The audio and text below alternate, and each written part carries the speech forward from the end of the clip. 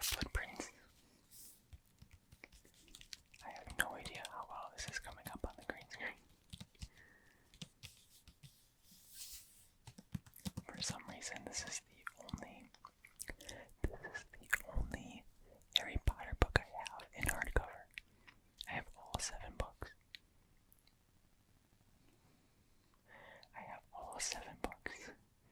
And I have 2 of the 6 book, and 1 hardcover, 1 softcover. I don't know why. I don't know how I got this book.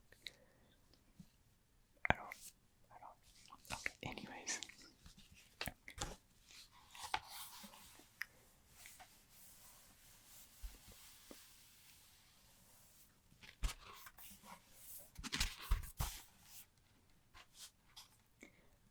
I'm actually gonna take off the cover of this. It was like in a sleeve.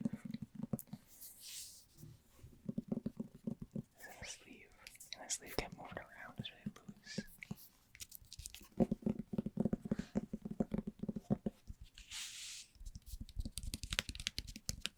Okay.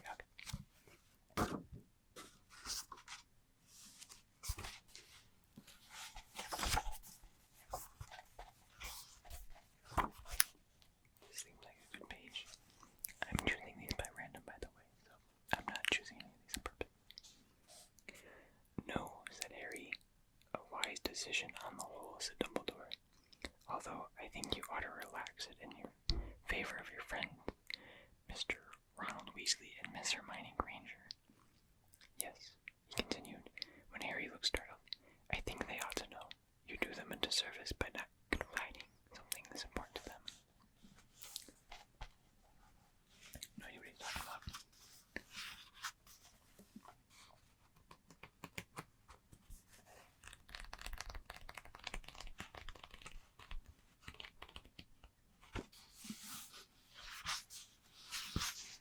What about this page?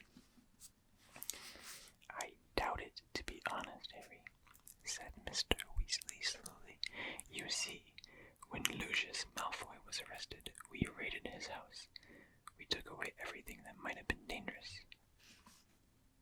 I think you missed something, said Harry stubbornly. Well, maybe.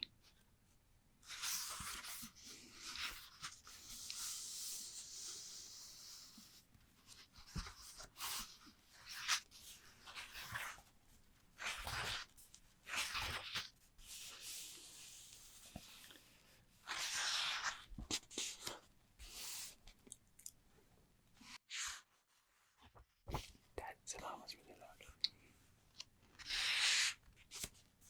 Okay, what about this one? It looks like a note of some kind.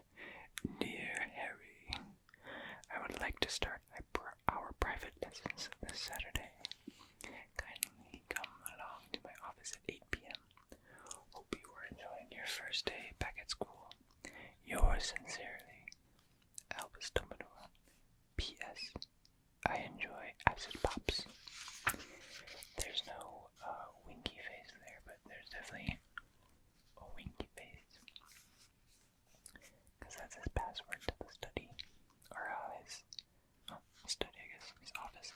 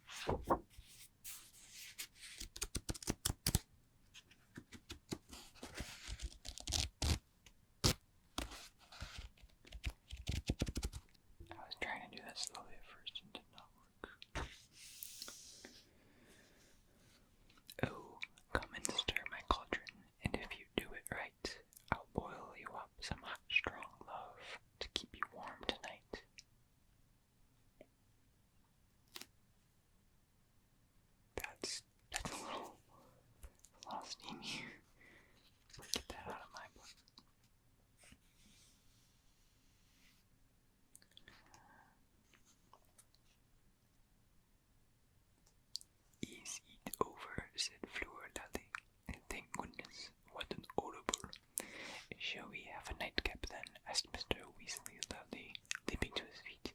Who wants eggnog? What have you been up to lately? Harry asked Lupin, as Mr. Weasley bustled off to fetch the eggnog, and everybody else stretched and broke into conversation. Oh, I've been underground, said Lupin, almost literally. That's why I haven't been able to write, Harry. Sending letters to you would have been something of a giveaway. What do you mean? I've been living among my fellows, my equals, said Lupin. Werewolves, he added, as Harry's look of incomprehension. Nearly all of them are on Voldemort's side. Dumbledore wanted a spy, and here I was, ready-made.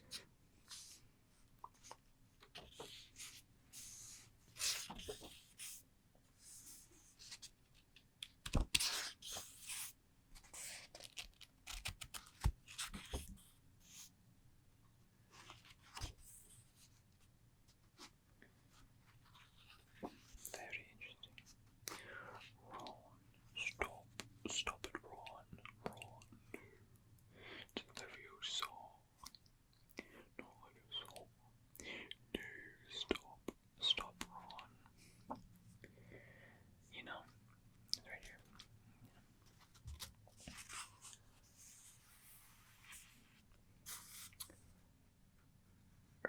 Well, ghosts are transparent, he said. Oh, very good. Very good, interrupted Snape, his lip curling. Yes, it is easy to see that nearly 6 years of magical education have not been wasted on you, Potter. Ghosts are transparent. Pansy Parkinson let out a high-pitched giggle. So other people were smirking. Harry took a deep breath and continued calmly, though his insides were boiling. Yeah, ghosts are transparent, but very are dead bodies, aren't they? So they'd be solid. Harry couldn't tell us that much, sneered Snape. The inferior is a ghost that is reanimated by a dark wizard's spell. It is not alive, it is merely used like a puppet to do the wizard's bidding. A ghost, as I trust that you are all aware by now, is the imprint of a departed soul left upon the earth, and of course, as Potter so rightly tells us, transparent. Well, what Harry said is the most useful of what I want to tell him about, said Ron. When we come face to face with one down a dark alley, we're going to be having a shifty to see if it's solid, aren't we? We're not going to be asking, excuse me, are you the imprint of a departed soul? There was a ripple of laughter, instantly quelled by the look Snape gave the class. Another 10 points for Gryffindor, said Snape. I would expect nothing more sophisticated from you, Ronald Weasley. The boy's so solid. You're not to operate half an inch across the room. No, whispered Hermione, grabbing Harry's arm as he opened his mouth fiercely. There's no point. You'll just end up in detention again. Leave it.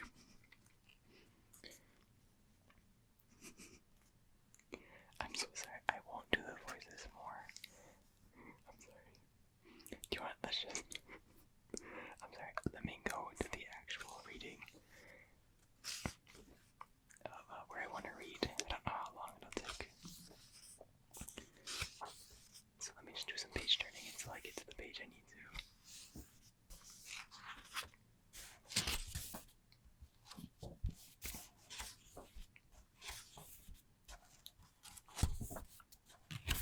I mean, it's a good 10, 15 pages that I want to read, so it'll take me a little while. Oh, here's the chapter. It's called The Lightning Struck Tower. I'm not going to read the whole chapter because I think it'll take a while. I just kind of want to read to the part where they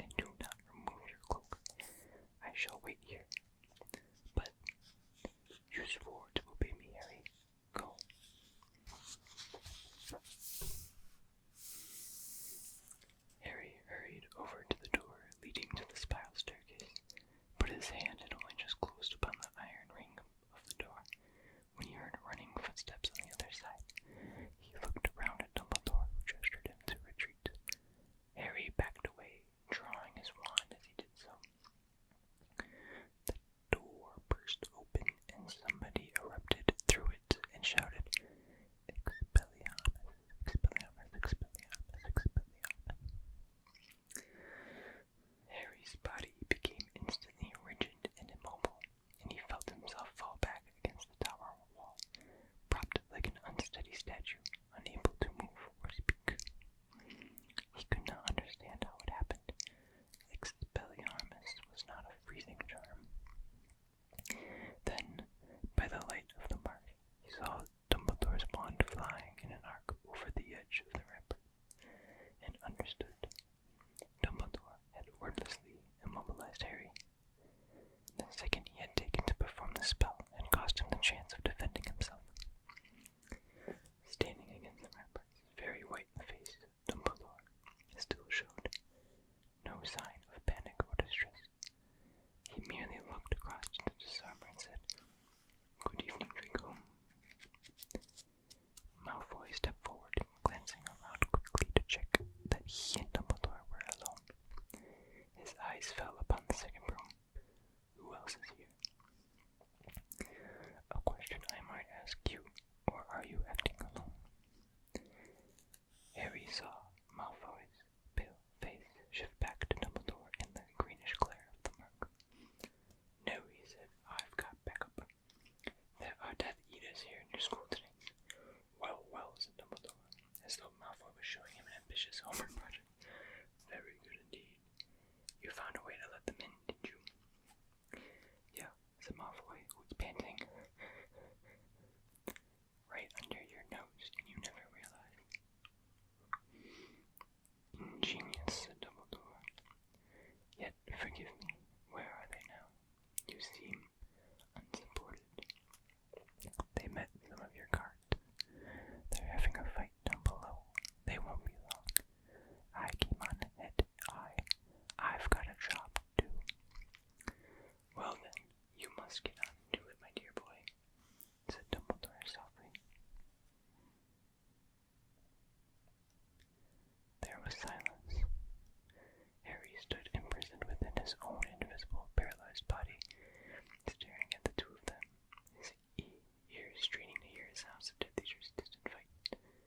And in front of him, Draco Malfoy did nothing but stare at Albus Dumbledore, who, incredibly, smiled. Draco, you are not a killer." "How do you know?" said Malfoy at once.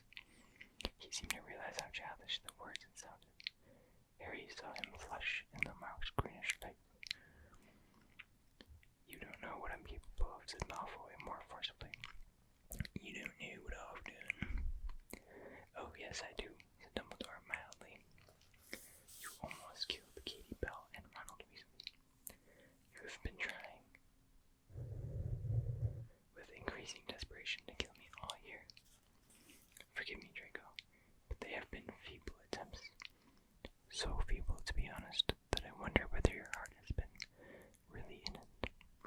"It has been in it," said Malfoy vehemently. "I've been working on it all year, and tonight."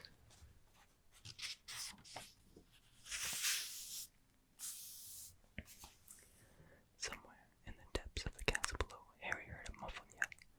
Malfoy stiffened and glanced over his shoulder. "Somebody is putting up a good fight," said Dumbledore conversationally. "But you were saying, yes, you have managed to introduce Death Eaters into my school, which, I admit, I thought impossible. How did you do it?" Malfoy said nothing. He was still listening to whatever was happening below, and seemed almost as paralyzed as Harry was. "Perhaps you ought to get on with the job alone," suggested Dumbledore. "What if your backup has been thwarted by my guard? As you have perhaps realized, there are members of the Order of the Phoenix here tonight, too. And after all, you don't really need help. I have no wand at the moment. I cannot defend myself."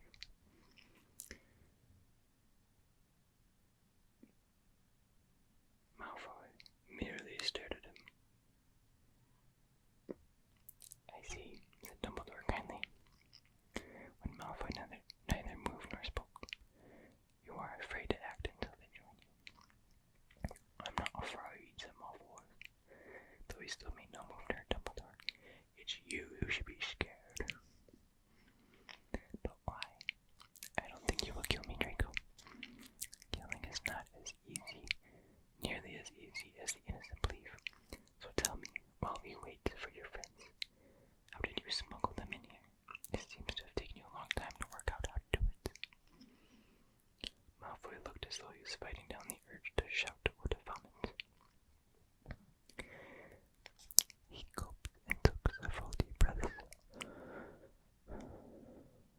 glaring at Dumbledore, his wand pointing directly at the letters. Then, as though he could not help himself, he said, I had to mend that broken vanishing cabinet that no one's used for years. The one Montague got lost in last year. Dumbledore's sigh was half-grown.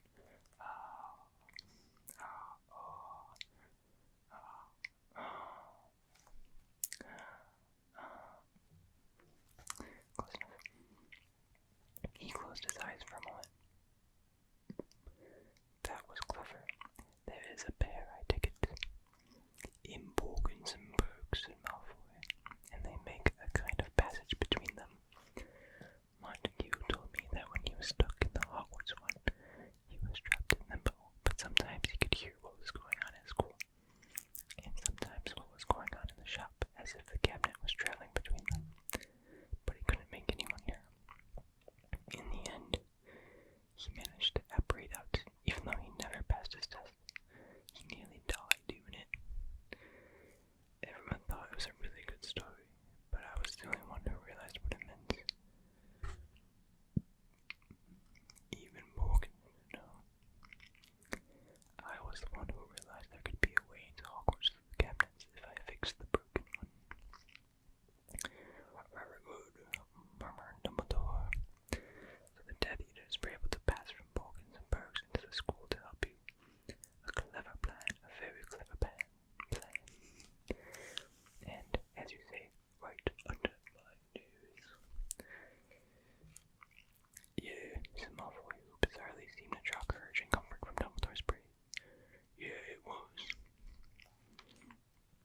But there were times, Dumbledore went on, weren't there, when you were not sure you would succeed in mending the cabinet, and you resorted to crude and badly judged measures, such as sending me a cursed necklace that was bound to reach the wrong hands. Poisoning me, there's only the slightest chance that I drink. Yeah, well, you still didn't realize. I'm sorry, no voices. Yeah, well, you still didn't realize it was behind that stuff, didn't you? Sneered Malfoy. As Dumbledore slid a little down the ramparts, the strength in his legs apparently fading, and Harry struggled fruitlessly, mutely, against the enchantment binding him.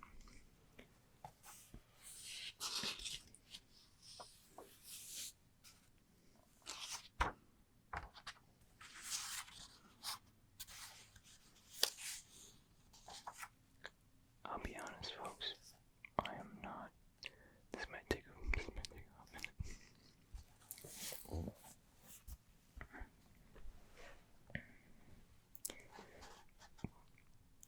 As a matter of fact, I did to Dumbledore. I was sure it was you. Why didn't you stop me then? Malfoy demanded. I tried, Draco. Professor Snape has been keeping watch over you on my orders. He hasn't been doing your orders. He promised my mother. Of course, that is what he would tell you, Draco, but he's a double agent, you stupid old man. He isn't working for you. You just think he is.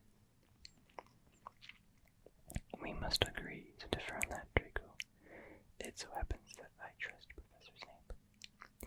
Well, you're losing your grip then, sneered Malfoy. He's been offering me plenty of help, wanting all the glory for himself, wanting a bit of the action. What are you doing? Did he do the necklace? That was stupid. I could have blown everything. But I haven't told him what I've been doing in the room of requirement. He's going to wake up tomorrow and all be over, and he won't be the Dark Lord's favorite anymore. You'll be nothing compared to me. Nothing. Very gratifying, said Dumbledore mildly. We all like appreciation for our own hard work, of course, but you must have had an accomplice. All the same, someone in Hogsmeade, someone who was able to slip Katie Dumbledore closed his eyes again and nodded, as though he was about to fall asleep. Of course, Rosmerta. How long has she been under the Imperius?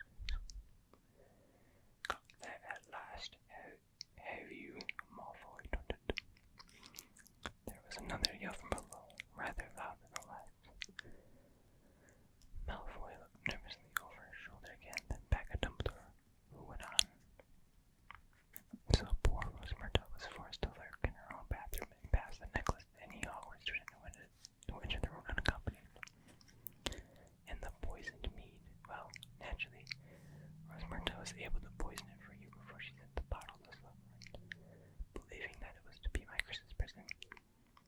Yes, very neat, very neat. Poor Mr. Filch would not, of course, think to check a bottle of Rosmerta's. Tell me, how have you been communicating with Rosmerta? I thought we had all methods of communication in and out of school monitored. Enchanted coin, said Malfoy, as though he was compelled to keep talking, though his wand hand was shaking badly. I had one, and she had the other, and I could send her messages. Isn't that the secret method of communication the group that called themselves Dumbledore's Army used last year? Asked Dumbledore. His voice was light and conversational, but Harry saw him slip an inch lower down the wall as he said it. Yeah, I got the idea from them, said Malfoy with a twisted smile. I got the idea of poisoning the mead from the Mudblood Granger as well. I heard her talking in the library about Filch not recognizing potions. Please do not use the defensive word in front of me, said Dumbledore. Malfoy gave a harsh laugh. You care about me saying Mudblood when I'm about to kill you? Yes, I do, said Dumbledore, and Harry saw his feet slide a little on the floor as he struggled to remain upright. But as for about to kill me, but as for being about to kill me, Draco, we've had several long minutes now. We are quite alone. I am more defenseless than you can have dreamed of finding me, and still you have not acted. Malfoy's mouth contorted involuntarily, as though he tasted something very bitter. Now, about tonight, Dumbledore went on. I'm a little puzzled about how it happened. You knew that I had left the school, but of course, he answered his own question. Rosmerta saw me leaving. She tipped you off using your ingenious coins, I'm sure. That's right, said Malfoy, but she said you were just going for a drink and you'd be back. Well, I certainly did have a drink, and I came back. After a fashion, mumbled Dumbledore. So he decided to spring a trap for me. We decided to put the dark mark over the tower and get you to hurry up here to see who had been killed, said Malfoy, and it worked. Well, yes and no, said Dumbledore, but am I to take it then that nobody has been murdered? Someone's dead, said Malfoy, and his voice seemed to go up an octave as he said it. One of your people. Whoa, what do you mean your people? Okay, sorry, I don't know who. It was dark. Whoa. There's a fine line, Draco. I stepped over the body that was supposed to be waiting up here when you got back. Only your Phoenix Lad got it in the way. Yes, they do that, said Dumbledore. There was a bang, and shots from below, louder than ever. It sounded low as people were fighting on the actual spiral staircase that led to where Dumbledore, Malfoy, and Harry stood. And Harry's heart thundered underheard in his invisible chest. Someone was dead. Malfoy had stepped over the body, but who was it?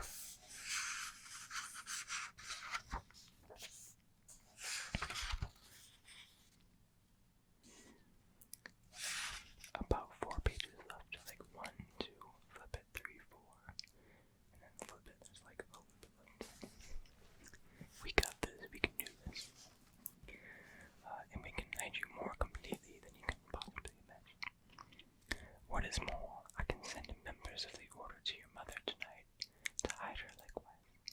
Nobody would be surprised that you had died in your attempt to kill me. Forgive me, but Lord Voldemort probably expects it. Nor would the Death Eaters be surprised that we had captured and killed your mother. It is what they would do themselves after all. Your father is safe at the moment in Azkaban. When the time comes, we can protect him too. Come over to the right side, Draco. You are not together. Malfoy stared at Dumbledore. But I got this far, didn't I? I realized that I did kind of give up on not doing voices because I think I realized that I wasn't going to be able to go after their real little voices, but it won't be as extreme as they were before. I hope that's okay.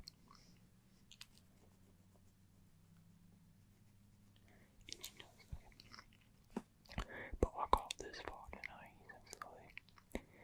They thought I'd die in the attempt, but I'm here. You're in my power. I'm the one with the wand. You're at my mercy. No, Draco, said Dumbledore quietly. It is my mercy and not yours that matters now. I'm the one who knocks.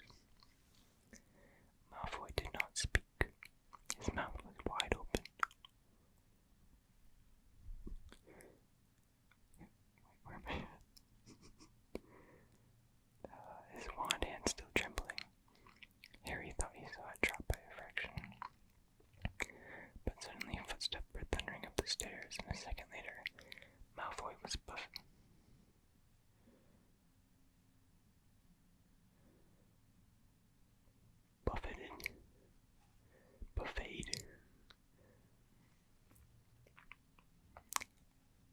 Be real to you, I don't know if it's supposed to be buffeted or buffet, but buffet doesn't make sense. I don't know what a buffet is either, so I'm sorry, I don't know what this word is. Okay, he was buffeted out of the way as four people in black robes burst through the door onto the ramp. Still paralyzed, his eyes stared unblinkingly. Harry gazed in terror upon the four strangers. It seemed the Death Eaters had won the fight below. A lumpy-looking man with an odd, lopsided leer gave a wheezing giggle. Dumbledore cornered, he said, and he turned to a stocky little woman who looked as though she could be his sister, and who was grinning eagerly. Dumbledore Wildman, Dumbledore alone. Well done, Draco, well done. Good evening, said Dumbledore calmly, as though welcoming the man to the party. And you've brought a lective too. Charming. The woman gave an angry little titter. Think your little jokes help you on your deathbed then, she jeered. Jokes? No, these are manners, replied Dumbledore. Do it, said. Do it. No. Do it. Okay, sorry. Said the stranger standing nearest to Harry, a big, rangy man with matted gray hair and whiskers, whose black Death Eater robes looked uncomfortably tight. He had a voice like none that Harry had ever heard, a rasping bark of a voice. Harry could smell a powerful mixture of dirt, sweat, and unmistakably of blood coming from him. His filthy hands had long yellowish nails. Is that you, Fenrir? Asked Dumbledore. That's right, rasped the other. Pleased to see me, Dumbledore. No, I cannot say that I am. Greyback grinned, showing pointed teeth. Blood trickled down his chin, and he licked his lips slowly, obscenely. But you know how much I like little kids, Dumbledore. Whoa, it's that guy right here. FBI. Get him. Am I to take it that you are attacking even without the full moon now? This is most unusual. You have developed a taste for human flesh that cannot be satisfied once a month. That's right, said Fenrir Greyback. Shocks you. That does it, Dumbledore. Frightened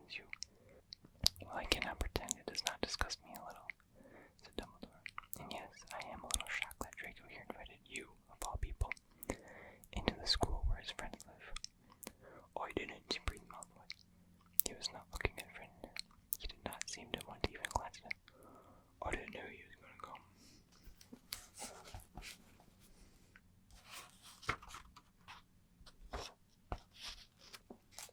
Last few pages here. I wouldn't want to miss a trip to Hogwarts, Dumbledore, rasped Greyback. Not one there are throats to be ripped out. Delicious, delicious. And he raised a yellow fingernail and picked at his front teeth, leering at Dumbledore. That's my leering face.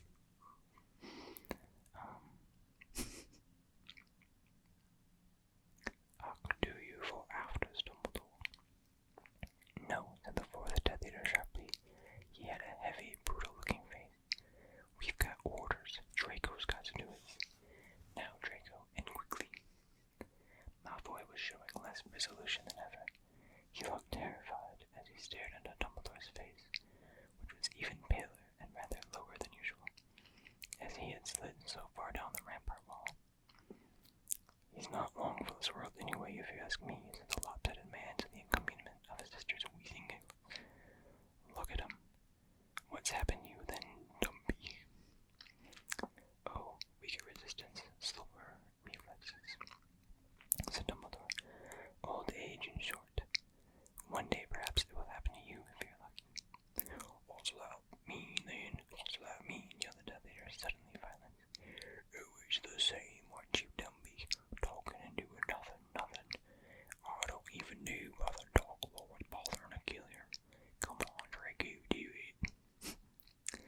But at that moment, there were renewed sounds of scuffling from below, and a voice shouted, "Get up the stairs!" Reducto.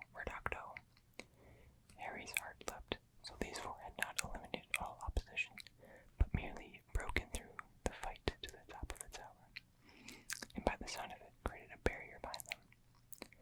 Now, Draco, quickly, said the brutal-faced man angrily, but Malfoy's hand was shaking so badly that he could hear the "I'll do it," snarled Fenrir, moving toward Dumbledore with his hands outstretched, his teeth bared.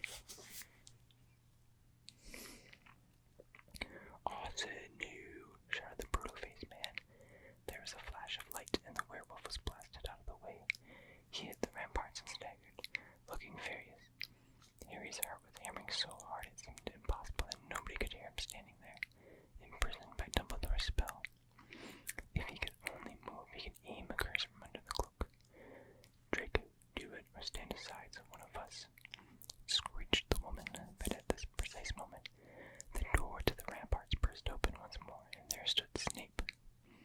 His wand clutched in his hand as his black eyes swept the scene, from Dumbledore slumped against the wall to the four Death Eaters, including the enraged werewolf and Malfoy. We've got a problem, Snape, said the lumpy. I don't know how to say this. Said the lumpy Amicus. I don't know how to say her name. Whose eyes and wand were filled. Every time it's come up, I've skipped it, but this time caught me off guard. Whose eyes and wands were fixed alike upon Dumbledore. The boy doesn't seem able. But somebody else had spoken Snape's name quite softly. Shivers. The sound frightened Harry beyond anything he had experienced all evening. For the first time, Dumbledore was bleeding.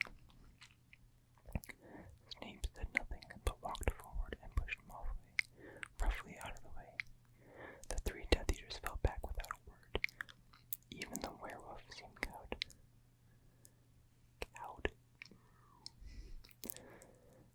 Snape gazed for a moment at Dumbledore, and there was a revolution, and hatred etched in the harsh lines of his face.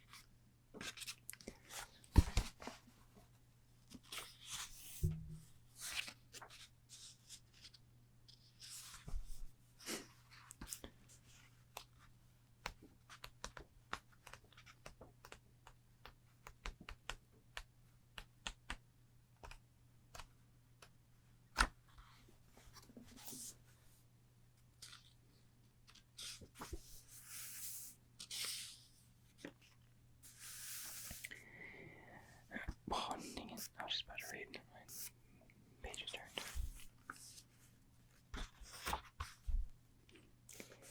Yeah. That is weird. I heard him telling Crab. It wasn't Crab's business, but he was doing.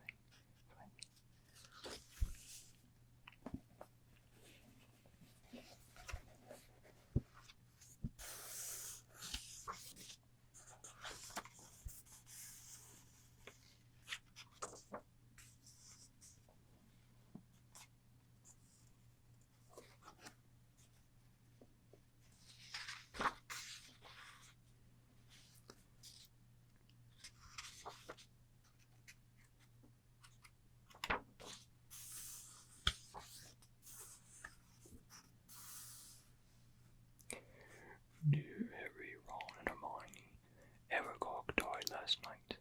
Harry and Ron, you met him, and you know how special he was. Hermione, I know you'd have liked him.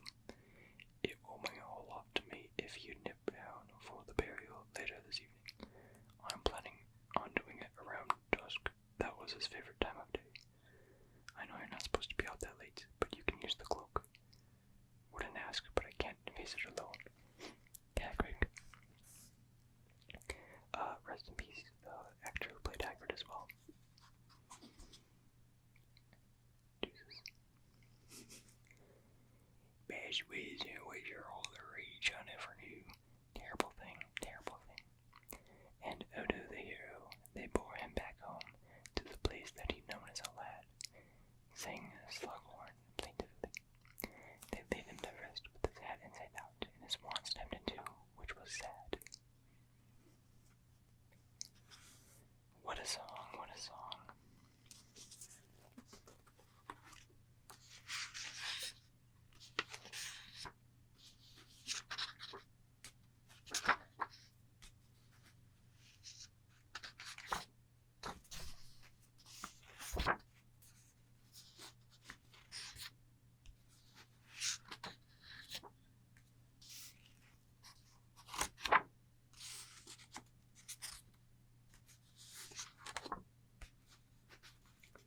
We walk with his drought this morning, said Ron, and we're supposed to be practicing that augmented charm and play with.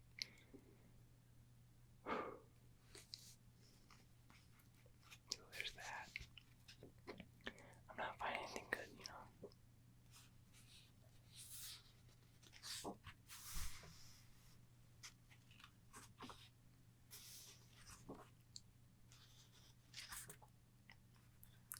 Mom, can I have a pygmy puff? What? Said Mrs. Weasley warily. Look, they're so sweet. Mrs. Weasley moved aside to look at the pygmy puffs, and Harry, Ron, and Hermione momentarily had an unimpeded view out of the window. Draco Malfoy was hurrying up the street alone. As he passed Weasley's wizard wheezes, he glanced over his shoulder. Seconds later, he moved beyond the scope of the window, and they lost him. Wonder where his mummy is, said Harry, frowning. Giving her the slip by the looks of it, said Ron. Wow, those, said Hermione.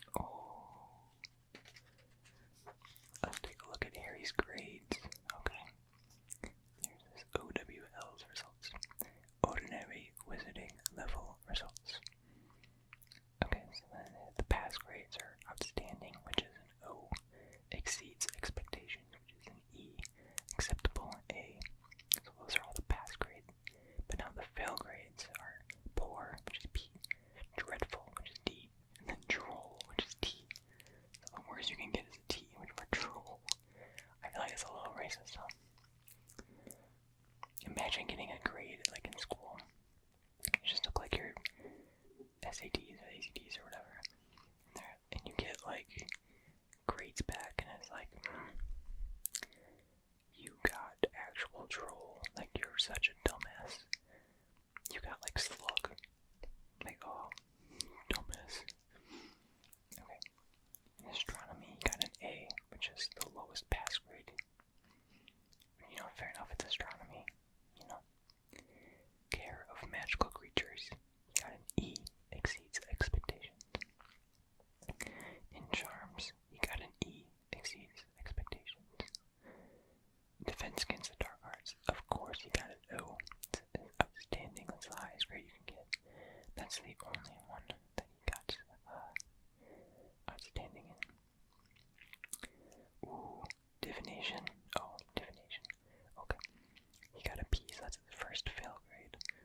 P, poor divination. Next, we got herbology, which got an E, exceeds expectations. Ooh, then this is his only other fail grade is history of magic, which is dreadful, which was worse than his divination one, which he just BS'd all the way through. But, to be fair, that was by Professor Benson. I don't think there's a single time he's ever paid attention in history of magic, so it makes sense. To be fair, though, that's kind of smart by J.K. Rowling, because then she doesn't ever make a lot of history. You know, oh, he just wasn't paying attention. Potions. He got an E, though, which is surprising, because he's also bad at potions, and Snape, you know. But he hadn't exceeded expectations. And then transfiguration, he also got an E. So not too bad.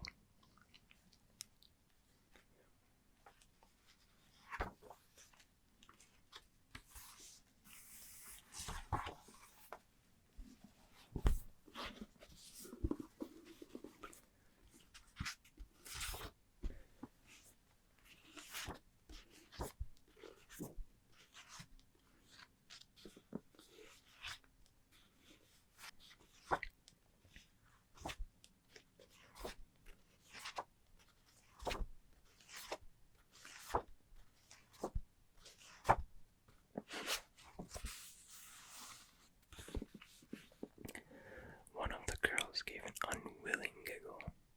Harry stared at her. She blushed. Malfoy pushed past Harry, and she and her friend followed at a trot, turning the corner and vanishing from view.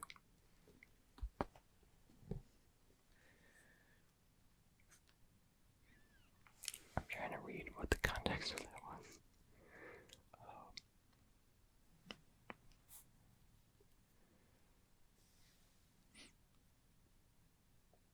I don't know. Just Malfoy making a small comment. Kind of funny, actually. Hepzibah. That's the name. I'm gonna name my kid Hepzibah. Hepzibah.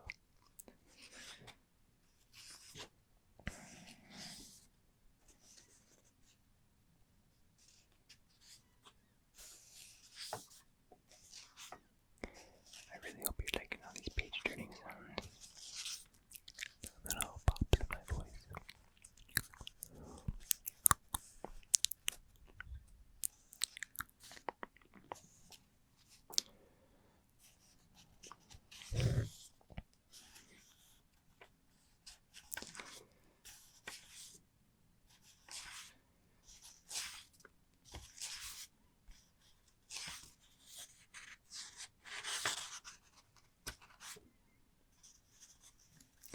What with you, whatever happens, but mate, you're gonna have to come around my mom and dad's house before we do anything else. Even Godric's Hollow. Why? Dumbledore's wedding, remember? Why did he turn these out? I don't know. Harry looked at him, startled. The idea that anything as normal as a wedding can still exist seemed incredible and yet wonderful. Yeah, we should have missed Harry. I didn't just realize, but obviously, anytime I whisper British accent, it's gonna turn into a southern accent. I don't know why.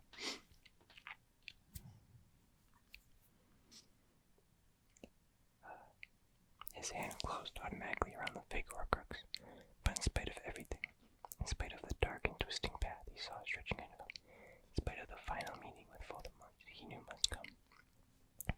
Whether in a month, in a year, or in 10, he felt his heart lift at the thought that there was still one last golden day of peace left to enjoy with Ron and Hermione. Honestly, so true, King. So true. Don't, screamed Snape, and his face was suddenly demented and human, as though he was in as much pain as the yelping, howling dogs stuck in the burning house by them. Call me a coward. I feel like I can do a kind of okay Alan Rickman impression, but not while whispering. So I apologize for my don't call me a coward. You know, I don't know how to do it. It sounds weird. Like while whispering.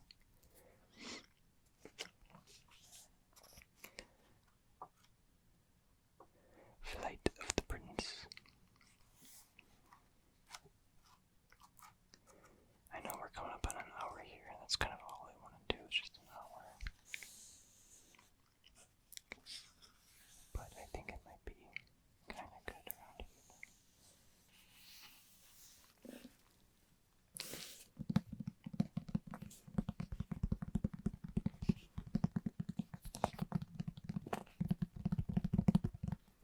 I like how it's purple on the inside. I don't know why. It's like green and purple, and they just go well together. I don't know.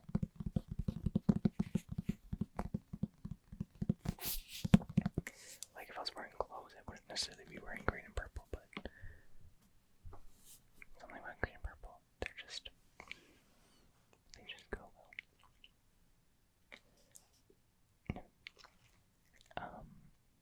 I don't know. We're gonna see how well this green screen turns out. Because every time I've used the green screen, it's been a pain in the butt. And now thinking about it, I'm probably gonna hate editing this because it's an hour long. And I plan on doing things with the edit that I've never done before. So we'll see. Hopefully I'll just keep it nice and easy and simple.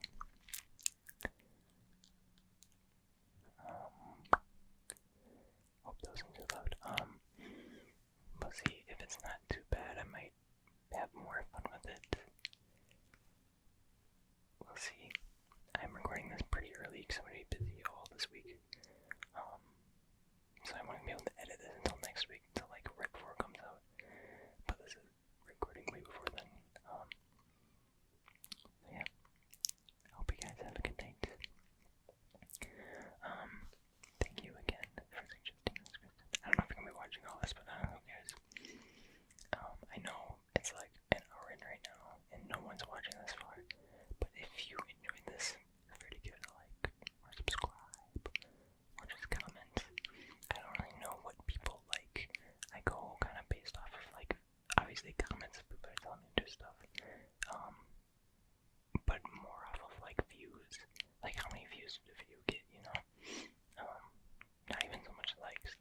You know, like, if I get, like, a boost of subscribers, I'll be like, oh, well, I know they like this type of video. Or it's like, wow, this video got more views. Liking, of course, helps, like, the algorithm and stuff, and find it to more people, and then so do comments. But also comments just saying. But,